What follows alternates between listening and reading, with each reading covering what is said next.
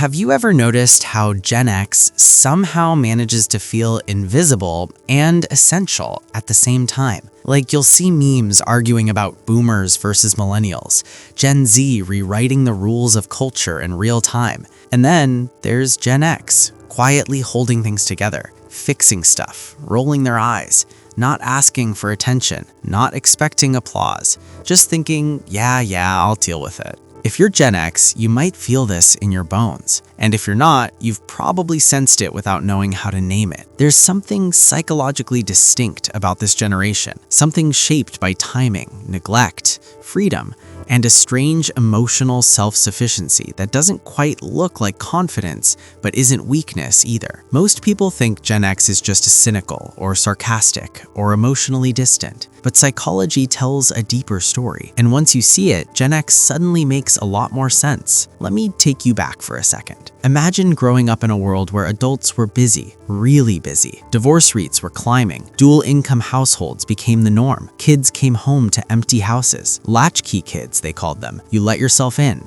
You made your own stack. You watched TV. You figured things out. No one meant to neglect you. That's important. This wasn't cruelty. It was circumstance. But your brain doesn't care about intent. It cares about patterns. And the pattern Gen X brains absorbed early was this: you are on your own more often than not. From a psychological perspective, that shapes everything. When support isn't consistently available, the brain adapts by becoming self-reliant early. You learn to regulate your emotions internally. You don't expect rescue. You don't externalize stress as much. You deal with it quietly. That's why Gen X often looks calm in chaos. Not because chaos doesn't affect them, but because they learned young that panicking doesn't help. There's also the historical backdrop. Gen X grew up during economic uncertainty, the Cold War, rising crime rates, and constant low-grade anxiety in the cultural air. The world might end at any moment was not a metaphor, it was a vibe. Add to that the explosion of media that didn't sugarcoat reality, gritty movies, dark humor, sarcasm as survival. Your brain learned to cope by not taking anything too seriously, because taking things too seriously hurt. This is where that famous Gen X cynicism comes from. But here's the psychological twist. Cynicism isn't the absence of hope, it's a defense against disappointment. When you've seen systems fail early, institutions, promises, authority figures,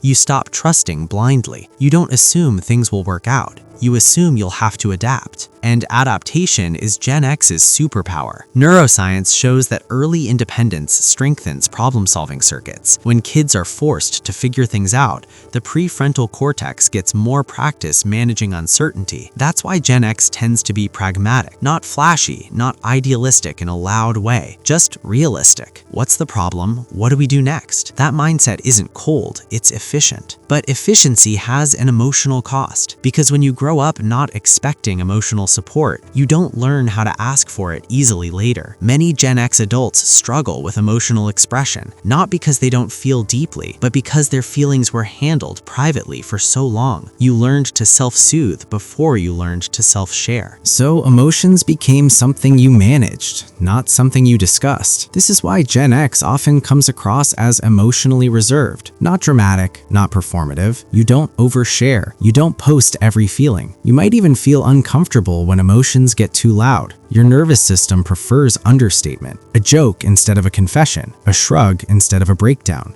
Humor plays a huge role here. Dark humor especially. Psychologically, humor is a cognitive reframe. It lets your brain take something painful and regain control over it. Gen X humor isn't about being funny for attention. It's about survival. If you can laugh at it, it can't fully crush you. And then there's authority. Gen X has a complicated relationship with authority. You were told rules, but you also saw those rules bend, break, or outright fail. Politicians lied, corporations downsized, institutions disappointed. So your brain learned skepticism, not rebellion for rebellion's sake, but a quiet prove-it mentality. That's why Gen X tends to value competence over titles. You don't care who someone is on paper. You care if they can actually do the job. You respect authenticity more than image. And once you lose respect for something, it's very hard to get it back. This also explains Gen X parenting styles. Many Gen X parents tried to give their kids what they didn't didn't have. More emotional presence, more freedom of expression, while still teaching independence. Sometimes that worked beautifully. Sometimes it created internal conflict, because your brain is wired to believe no one's coming to save me, while your heart wants to make sure your kids never feel that way. That tension is exhausting. Psychologically, Gen X often sits between worlds, too old to be digital natives, too young to be analog only. You remember life before the internet, but you adopted fast when it arrived. That adaptability created cognitive flexibility. You're comfortable learning new systems, but you don't worship them. Technology is a tool, not an identity. This in-between status shapes identity too. Gen X doesn't crave visibility the way later generations do. You're okay being behind the scenes. In fact, you might prefer it. Attention feels risky. If you grew up unnoticed, being noticed can feel unfamiliar, even unsafe. So you work, you endure, you keep things moving. But here's the part that rarely gets talked about. Gen X carries a lot of unprocessed emotional weight, not because you're broken, but because you didn't always have space to process it. Emotional resilience became emotional containment, and containment works until it doesn't. Studies on emotional suppression show that pushing feelings down doesn't make them disappear, it just makes them leak out sideways through stress,